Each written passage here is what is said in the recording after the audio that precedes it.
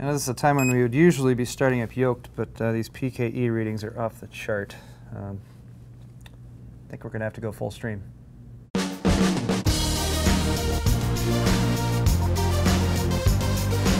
Behold! Out from the dark recesses of the binary yonder comes yet another incarnation of DDR4. This kit floats in on the sails of Corsair with a price tag that'll make any wary builder sigh with yearning, like a toddler transitioning from applesauce to strained peas. At $540 for a 4x4 2800 megatransfers per second 16GB kit, the Dominator Platinum line is targeted towards extreme overclockers.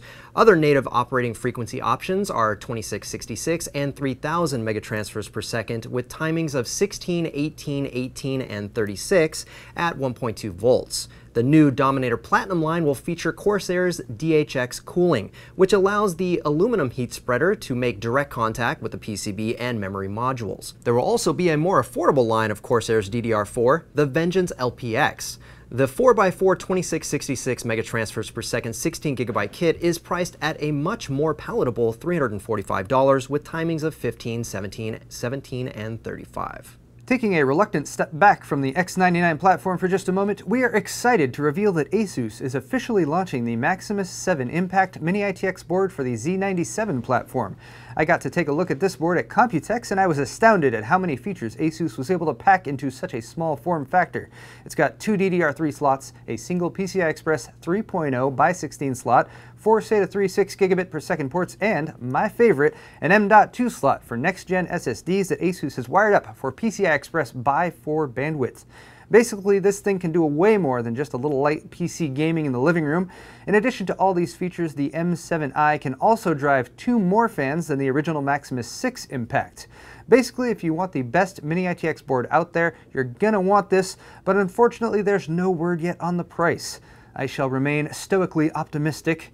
No news is good news, right? But going back to X99 for just one moment, the latest rumor from Hexus.net is that Haswell E and the X99 chipset will be launched on Friday, August 29th.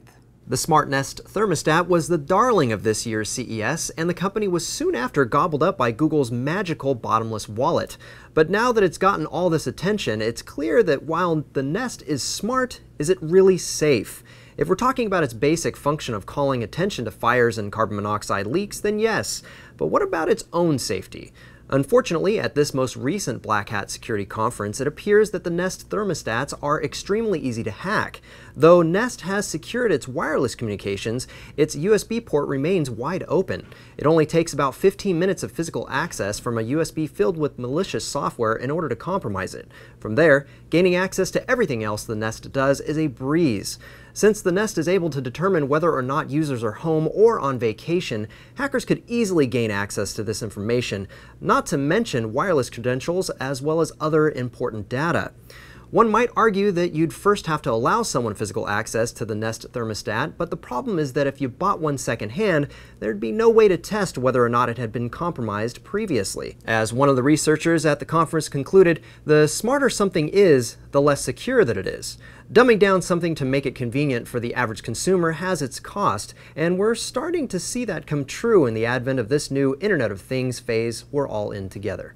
So AMD has SSDs now. That's right. SSDs. In addition to their branded memory, as of today, they have launched the first of their new Radeon branded solid-state drives. Take note of the use of the word branded, as AMD doesn't actually manufacture the drives themselves. Instead, they've partnered with OCZ for the Radeon R7 SSD, which is based on the existing Vertex 460 SSD. This means the R7 branded one will have the same Barefoot 3 controller, just a tweaked version to make it a little bit faster. Taking a look at this comparison chart from Hexus.net, it looks like the Radeon R7 SSD will also have above average read and write speeds and will be available in 3 different capacities. The MSRP is listed at $99 for 120 gigabytes, $163 for 240 gigabytes, and $298 for the 480 gigabyte model. The warranty has also been bumped up compared to the reference Vertex model from 3 years to 4 years, and we should be seeing retail availability in the coming weeks. Well, that was an exciting show, Steve. Fortunately, we were able to keep paranormal activity down to a minimum.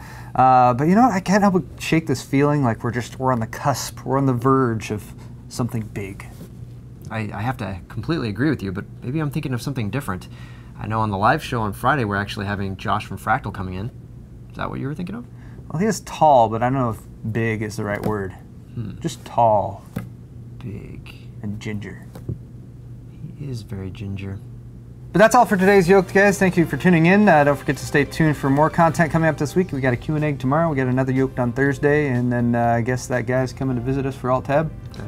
That he is. That all right. guy. 3 p.m. Pacific Daylight Savings Time. And until then, you guys have just been Yolk'd.